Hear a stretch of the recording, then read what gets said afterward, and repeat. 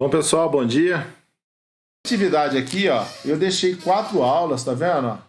São 4 aulas, porque é uma atividade mais extensa, tá? E também eu deixei um tempo maior. Então, ó, vai ser passado hoje, vocês vão entregar dia 21, tá? Por quê? Porque semana que vem a gente vai trabalhar, fazer uma revisãozinha da parte de decisão dessa semana, e aí eu vou acrescentar um pouco mais de conteúdo, que é os desvios alinhados. Tá? Então, o que eu quero que vocês façam essa semana? Tente fazer todos os exercícios. Aqueles que você não conseguir, deixa que aí na próxima aula eu vou explicar mais um pouco, detalhar mais, e aí vocês vão conseguir resolver isso daí durante essa segunda semana. Beleza? Então a gente tem aí quase 15 dias, aí 14 dias para resolver essas atividades. Vamos lá, então aqui está a apresentação, ó, apresentação sobre estruturas de dados, estrutura de decisão. Tá? Depois vocês podem entrar aí. Aqui dentro eu tenho a lista de exercício. Tá? Aqui estão, acho que 10 exercícios também. Tá? Eu acho que essa parte inicial aqui vocês resolvem fácil. Tá? Até aqui vocês resolvem fácil. Daqui para baixo, esses dois últimos exercícios, que vai entrar a parte de laços, estruturas de decisão alinhadas, tá? Então, essa daqui vai ser mais difícil. Essa parte inicial vocês resolvem aí, só com a aula de hoje. Vamos lá, então. Então, além dessa lista de exercício, eu deixei para vocês aqui, ó, conteúdo de referência. Aqui tem algumas informações de estudo de decisão, tá? Como que funciona. Aqui tem o curso da Digital Innovation, para quem quer ter uma fala diferente da minha. Vocês podem entrar aqui, tá? Nesse cursinho deles aqui, tem o link, é só clicar aqui no link, ó. Tá? Ele fala até aqui, até entendendo fluxogramas variáveis e constantes, ele vai estar falando o que eu falei até essa semana, da semana passada aí. E tomar decisões e expressões é a aula dessa semana, beleza? Então eu vou explicar para vocês e depois quem quiser fixar aí o conteúdo, dá uma assistida nessas aulas aí que é interessante. Vou voltar aqui.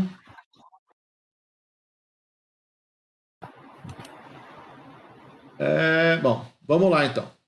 O conteúdo da disciplina. Então tá aqui a apresentação sobre estudo de dados, estrutura de decisão, que é uma apresentaçãozinha bem rápida. E aí eu vou dar uma explicada e depois já vou fazer 2 exercícios para a gente finalizar. Deixa eu colocar aqui, girar a navegação. E tudo.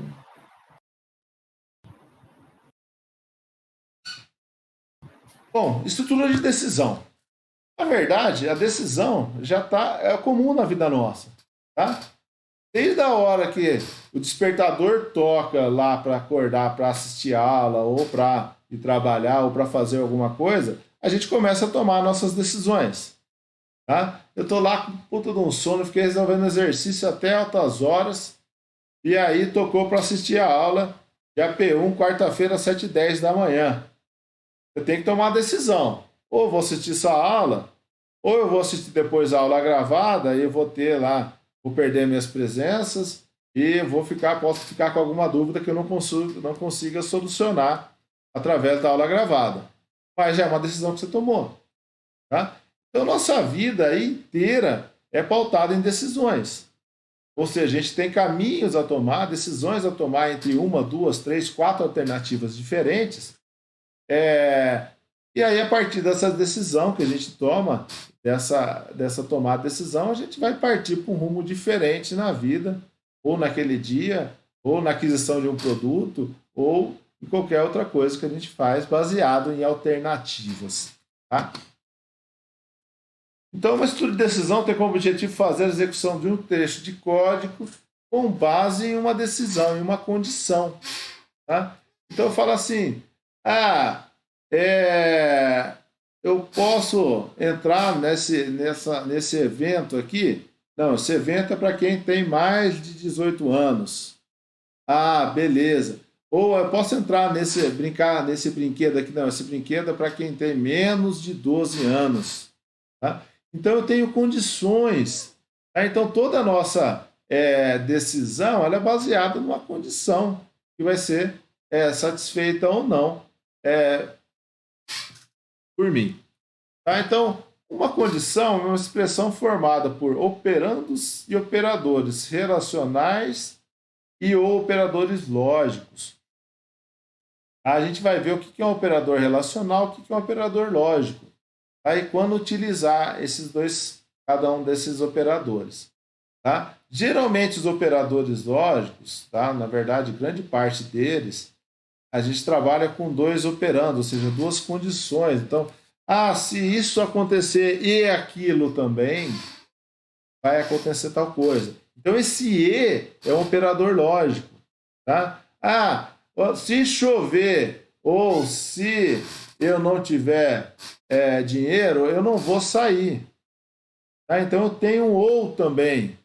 Ou seja, ou se chover, eu não vou sair, ou se eu não tiver dinheiro, eu também não vou sair. Tá? Então, a gente tem operadores lógicos, que é para ligar duas condições diferentes. Tá? E lembrar que o resultado de uma condição é um valor booleano. O que é um valor booleano? Acho que vocês já viram lá em lógica, talvez. O valor booleano é o seguinte: ou é verdadeiro ou é falso. Tá? Então, dentro da computação, a gente não tem, isso aqui é mais ou menos certo. Não existe mais ou menos. Tá? Ou ele é uma coisa, ou ele não é. Então, a gente não tem muito essa opção do talvez. Não existe o talvez.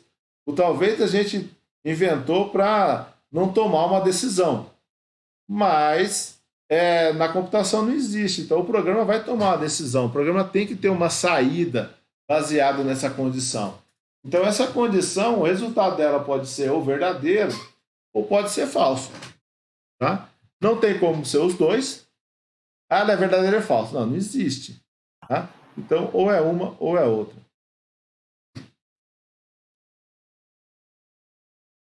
Bom, então vamos ver primeiro os operadores relacionais. Então, o que é operador relacional? É para criar uma relação entre duas coisas, tá? Entre dois valores. Tomar muito cuidado para não fazer relação entre dois valores constantes. Por quê? Porque se eu falar assim, 5 é igual a 10, nunca vai ser. Então isso vai ser sempre falso. Então isso não é uma condição. Tá? Isso é uma afirmação. Então eu não posso colocar de um lado um valor fixo e do outro um valor fixo também. Não faz sentido. Tá? Então, geralmente, o operador relacional ele está sempre ligando algo variável a algo fixo ou algo variável com outro algo variável. Tá? Professor, então você nunca vai ter um operador relacional relacionando duas constantes. Não, não vai ter. Mas eu posso fazer? Pode fazer. Mas não tem sentido. Por quê? Porque ele não vai ter o verdadeiro e falso. Ele vai ter ou sempre verdadeiro ou sempre falso. Então, se algo for sempre verdadeiro ou sempre falso, não é uma decisão. Tá? É algo fixo. Beleza? Então, aqui estão alguns operadores que a gente usa. Então, se eu quero operador de igualdade, são dois símbolos de igual. Tá? Porque, professor, não pode ser um igual? Não, porque na linguagem de programação, o igual é uma atribuição. Tá?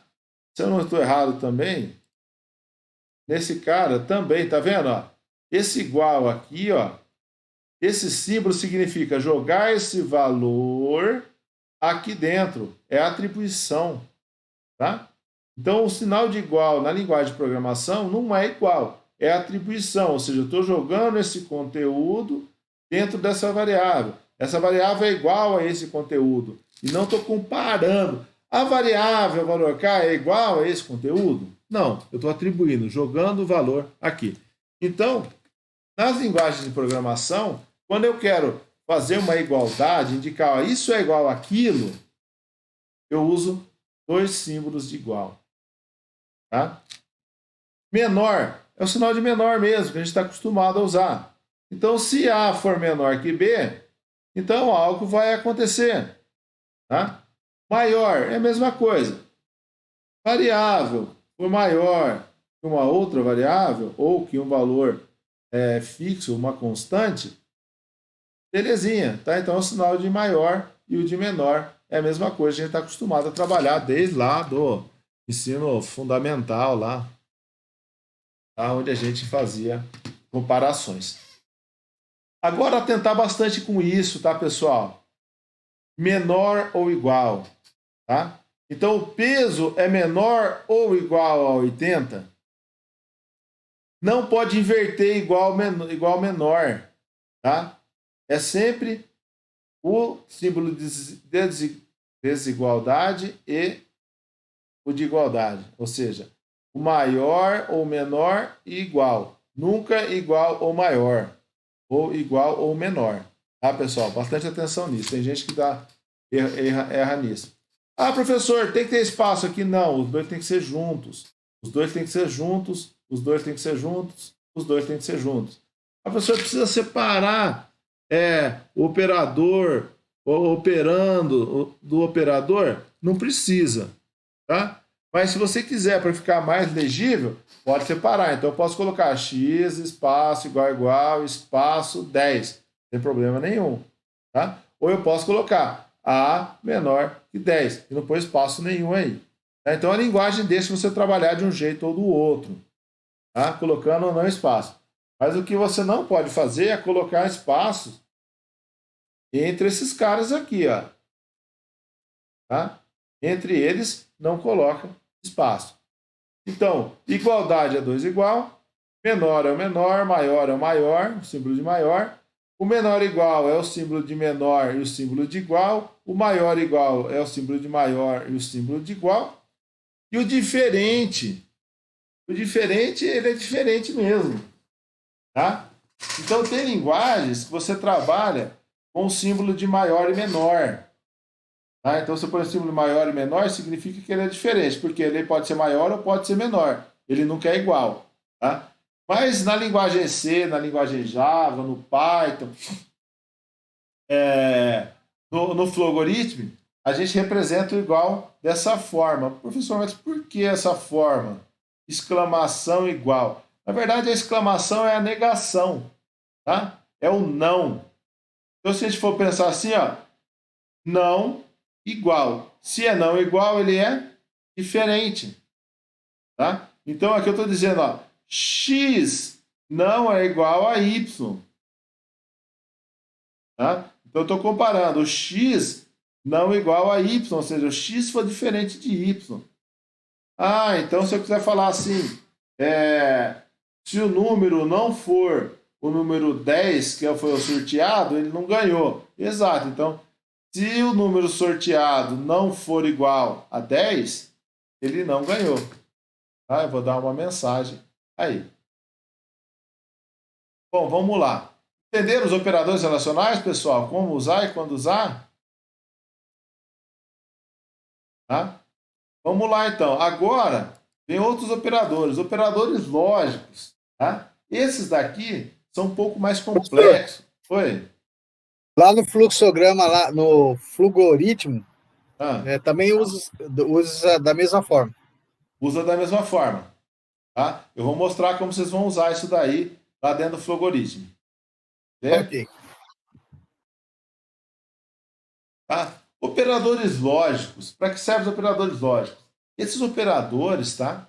A função deles é ajuntar, agrupar duas condições diferentes. Tá?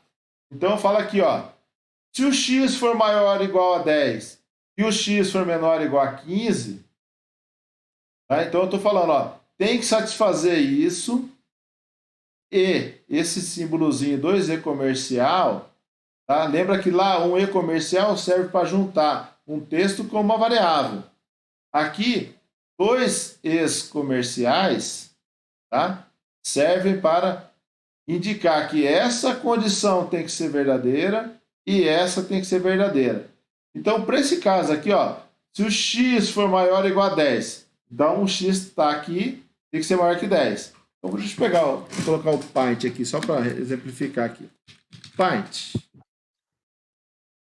Só o pint para fazer exemplo é um caos. Mas é o que a gente tem. Tá, então, imagine aqui, ó, tem uma linha.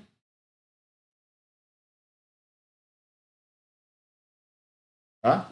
Então, é essa linha dos inteiros. Então, começa aqui de menos infinito. Vou fazer um desenho. De menos infinito até o mais infinito. Na verdade, a gente sabe que não é infinito quando a gente trata de computação, porque a gente tem o limite para armazenamento de um valor inteiro, de valor real e tudo mais. Mas, pensando assim, matematicamente, é isso. Aí, então, fala aqui, ó. O x for maior ou igual a 10. Então, eu vou passar um risquinho aqui, ó. Eu vou falar que aqui é a posição 10. Aqui é o 10.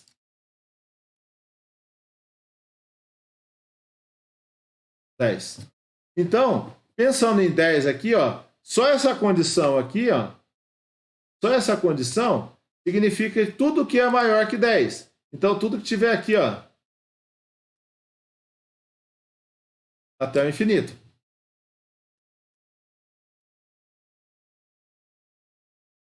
Tá?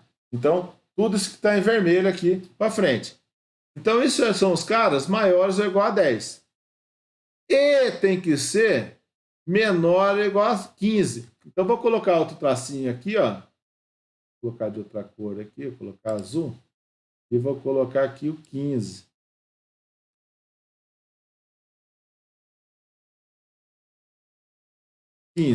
Então, aqui está o maior que 10. E agora é o que é menor que 15. Então, vem aqui e marco, ó, menor que 15.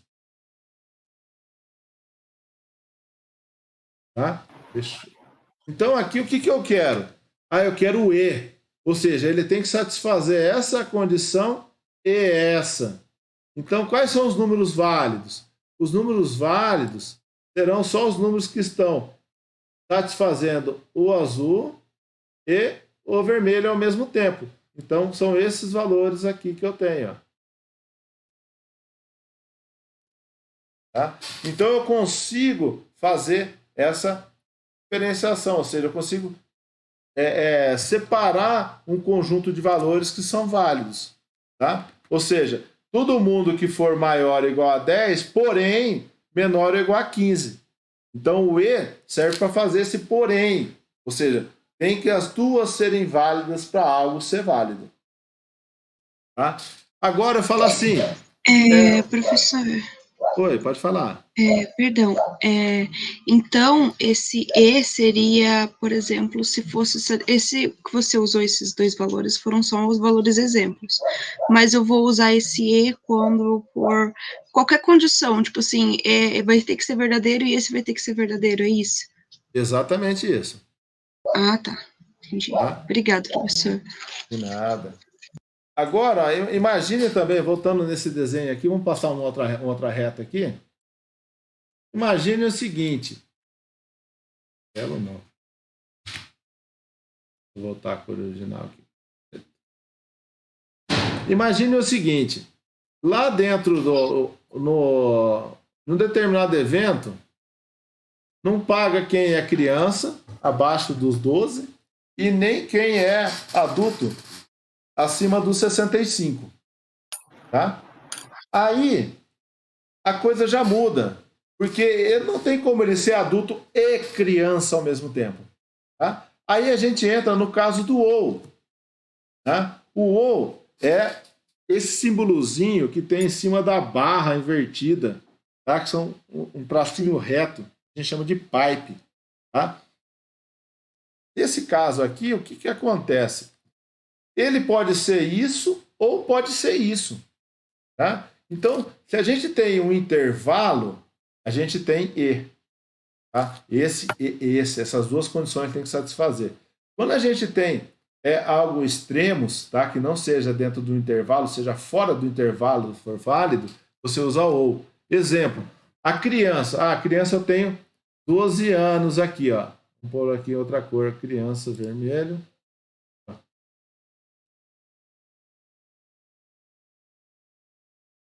Tá, vamos pôr aqui, ó.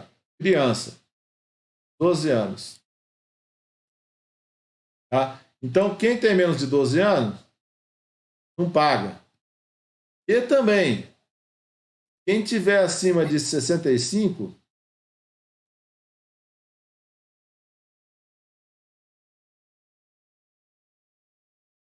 também não paga. Então, aqui eu não posso usar o E. Por quê? Porque eu nunca vou ter esse e esse no mesmo lugar. Tá? Eu não vou satisfazer essa e essa. Então, ou é menor que 12, ou é maior que 65. Tá? Então, quando a gente fala ou, a gente já está dizendo que é um outro operador, não é o E. Eu poderia falar assim, quem for maior que 12 anos e menor que 65, paga. Aí eu estou falando o E. Tá? Aí eu estou falando essa parte interna. Então, quando a parte interna é de um intervalo, a gente usa E. Quando é a parte externa do intervalo, a gente põe OU. Tá?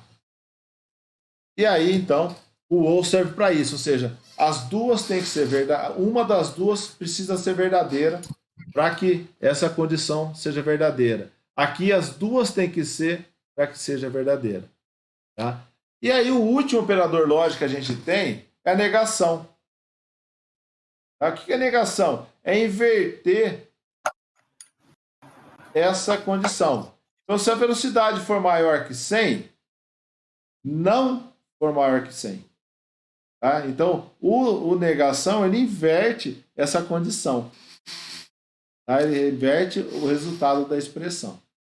Então, no caso aqui, se eu não tivesse a negação, qualquer velocidade acima de 100 é permitida.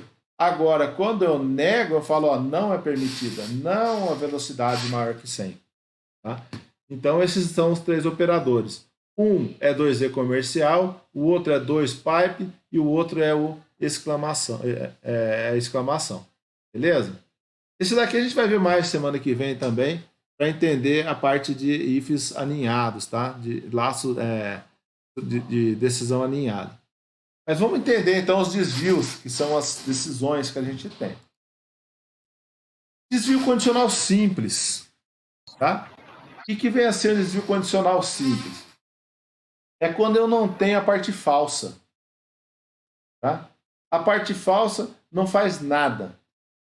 Certo? Então, o desvio condicional simples permite executar um bloco de código caso o resultado dos testes seja verdadeiro, ignorando o resultado falso. Tá? Então, vamos pensar aqui, ó.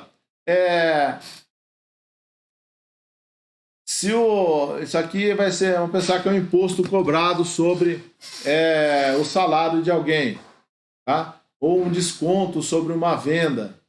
Tá? Vamos pensar aqui no desconto sobre uma venda.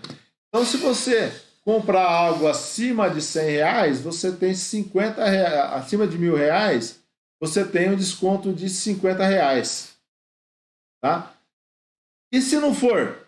Se for menor, não tem desconto nenhum. Beleza? Então, tá vendo? Eu só não estou preocupando com quem? Com o verdadeiro. Tá? Com o lado verdade da coisa. Então, eu leio o valor. Tá? Leio o valor. O valor é maior que 1.000? Não. Então, o preço é o preço que ele vai ter que pagar e acabou. O valor é maior que 1.000? Então, eu vou dar um desconto de R$50 para ele. E aí, esse valor é outro. Tá? Esse a gente chama de desvio condicional simples, ou seja, eu só tenho o verdadeiro, eu não tenho o falso. Tá? Aqui no Flogoritmo, no fluxograma, não tem muita diferença do verdadeiro do falso. Mas quando a gente está programando em linguagem C, a gente vai colocar outras instruções lá dentro. Tá? Quando a gente tem o desvio condicional, que é o segundo, o desvio condicional composto. Tá? Então, o composto, o que ele tem? Na verdade, o composto ele tem as duas partes da decisão, o verdadeiro e o falso. Tá? Então, esse a gente chama de desvio condicional composto. Por quê? Porque ele tem a parte verdadeira e a parte falsa. Então, vamos lá. Um exemplo aqui que eu dei é o seguinte. Imagina você está lá em casa e aí você vai sair ou vai ficar em casa, não sabe o que fazer. Ah, beleza. Atualmente a gente não tem muita essa opção. Ou a gente fica em casa ou você fica em casa do mesmo jeito. Tá? Mas, há um tempo atrás, chegava lá no domingão, você fala, pô, tá quentinho, tá gostoso, vou lá para o rio, vou lá nadar, vou fazer alguma coisa. Tá? Então aqui eu peço a temperatura e aí eu faço a condição. Se a temperatura for maior que 20, verdadeiro. Então, tá 25 graus. Bora para a prainha. Tá? Ah, tá menor que 20? Vou nada, vai estar frio, vou fazer o que lá? Vou ficar em casa, assistindo Netflix e comendo pipoca. Tá? Então aí está uma decisão do domingo de manhã. Tá? Então isso é o desvio condicional composto e esse é o simples. Tá? O simples é quando eu tenho somente a parte verdadeira do desvio. E o composto é quando eu tenho o verdadeiro e tenho o falso, ou seja, se isso acontecer, faço isso, se não, eu faço outra coisa diferente. Tá? Vamos pensar assim, ó. Você está lá controlando a entrada de uma festa. Tá? Só pode entrar na festa quem passar lá, mostrar a carteira de identidade e a idade for maior que 18. Tá? Então ele pode entrar. E se não, vai ser bloqueado. Tá? Mesma coisa acontece em cinema. Se o cinema, a idade lá é 14, quem tem acima de 14 entra, quem não tem, não vai entrar. Tá? Então vamos fazer esse caso aqui. Ó. Então, o que eu vou ter aqui como entrada? Eu tenho como entrada aqui a idade da pessoa. Eu tenho a idade da pessoa. Agora, eu quero, baseado nessa idade, falar, ó, pode entrar ou tá barrado. Tá? Então aí eu vou colocar um componente de decisão. Então eu clico aqui em cima, ó, alternativa. Tá? Clique em alternativa, ele já vai trazer a estrutura montada para mim. Tá? Então eu tenho verdadeiro e tenho falso. Mas o que vai ser verdadeiro, o que vai ser falso? Eu clico aqui dentro, ó, na alternativa e vou colocar a expressão. Vou falar assim, ó, cidade for maior ou igual a 18, ele vai poder entrar. Tá? Então aqui eu coloco a expressão. Ah, se for maior ou igual a 18, depois a gente vai fazer um com o E e com o. Tá? Então, idade maior que 18, ok. Então aqui, ó, vocês podem ver que cada estrutura de decisão ele começa no losango, tá? Indicando que a gente tem o falso e o verdadeiro e finaliza numa bolinha. Certo? Quando eu estou usando aqui, ó, idade maior ou igual a 18, então eu vou usar aqui, eu quero falar se o cara pode ou não entrar. Tá? Então, eu vou pegar e indicar aqui, ó. Vou colocar aqui uma saída e vou falar assim, se a idade for maior ou igual a 18, vamos colocar entrada permitida.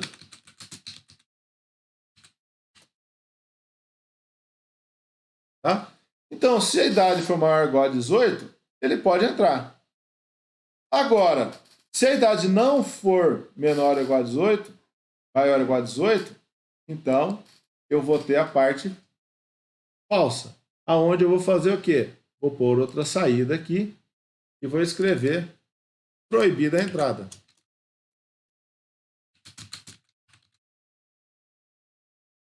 Ok. Tá? Então, esse desvio condicional aqui, ó, é um desvio condicional composto, porque eu tenho verdadeiro e tenho falso. Beleza? Tá? Então, quando eu executo isso daqui, ele vai ou fazer isso aqui, ou vai fazer isso daqui. Nunca vai fazer os dois. Tá? Ele nunca faz os dois. Então, vou colocar a entrada aqui, ó, definição, vou pôr a idade como inteiro mesmo. Ok. Então, se eu executar esse cara, a gente vai ver que ele vai partir para um lado ou para o outro. Então, ó, a idade, 21. Enter. Olha lá, entrada permitida. Tá? Imagine que fosse uma catraca aí, onde você lê a identidade do cara e deixa ou não o cara entrar com base na sua idade. Tá? E vai entrar de novo. Vou rodar de novo aqui.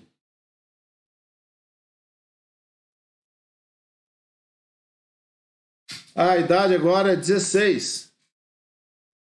Opa, proibida a entrada. Tá vendo? Ele vem aqui, baseado nessa condição que eu fizer, ele vai sair para cá ou vai sair para cá. Pode colocar outras coisas aqui embaixo? Pode, não tem problema nenhum. Agora eu vou fazer o seguinte, ó. Quem tem idade maior que 60 ou menor que 12, paga meia na entrada do cinema.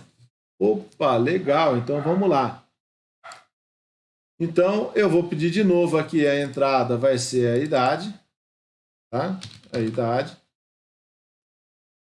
Depois, eu vou fazer uma condição aqui, ó. Professor, pode ter vários laços aqui, um embaixo do outro? Pode ter, sem problema nenhum. Tá? Eu posso ter aqui, ó. Sem problema nenhum. Vários e vários. Isso aí são estruturas. Beleza? Então, eu vou tirar essa daqui. E aqui eu vou fazer o seguinte, ó. Se a idade dele for maior ou igual a 60, vou falar 60. Ou aqui, ó. Cadê o ou? O teclado meu não tem. Vou usar esse aqui. Ou a idade for menor ou igual a 12, tá? Ou seja, se ele tem idade maior que 60, maior ou igual a 60, ou menor ou igual a 12, ou seja, ou é criança ou é idoso, ele vai ter um desconto, tá? Então, eu vou colocar aqui, ó, vamos colocar uma outra entrada aqui, que é o valor da entrada. Valor da entrada lá no cinema. Então, se a idade for maior ou igual a 60 e menor ou igual a 12, é o verdadeiro. Então, ele vai ter 50% de desconto. Tá? Como que eu vou fazer isso? Eu vou pôr uma atribuição aqui, ó. Que atribuição? Eu vou falar assim, ó, que o valor da entrada é o quê? É o valor da entrada dividido por 2. Paga meia. Tá? E aí, aqui embaixo, ó, eu posso apresentar o valor dessa entrada. Vou colocar aqui, ó, valor a pagar na entrada do cinema é igual e comercial, e vou pôr aqui o valor da entrada. Tá? Então, esse caso aqui é bem diferente daquele. Tá? Por quê? Porque aqui eu vou fazer 2 entradas, a idade e o valor da entrada. Aí aqui dentro eu verifico, se a idade for maior que 60 ou menor que 12, eu vou falar que o valor da entrada é metade. Se não, é o valor que já era lá. Tá? Então aqui o que eu mostrei de diferente? Mostrei que dentro aqui do laço a gente pode ter uma atribuição, pode ter qualquer coisa, tanto de um lado quanto do outro. Pode ter uma atribuição, pode ter uma saída aqui dentro também.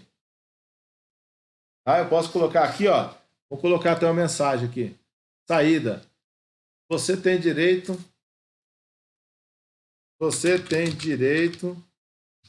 a meia entrada. Que legal. Ok. Então aqui, ó, eu vou apresentar uma mensagem, falar que ele tem direito à meia entrada, calcular essa meia entrada e falar o valor total que ele vai ter que pagar. Tá? Então, ó, aqui a gente está trabalhando com o desvio condicional simples, tá? Onde eu tenho somente o lado verdadeiro. Aqui eu estou mostrando para vocês que dentro de cada um dos lados pode ter o que você quiser. Tá? E também posso apresentar algo no final, posso calcular no final, posso fazer o que eu quiser. Tá? Então, a sequência de ações não é obrigatória. Tá? Vamos lá, então. Vamos colocar aqui as minhas definições de variáveis. Isso aqui tudo valor. Vamos colocar tudo valor real. Eu poderia colocar inteiro para a idade. Vamos colocar a idade inteira. Idade inteira. E o valor da entrada como real. Real. Valor da entrada. Tá? Ok.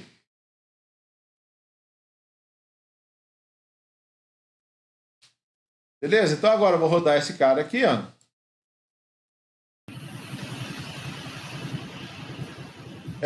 Vamos lá. Então tá pedindo a idade. Vou falar aqui. 11. Enter.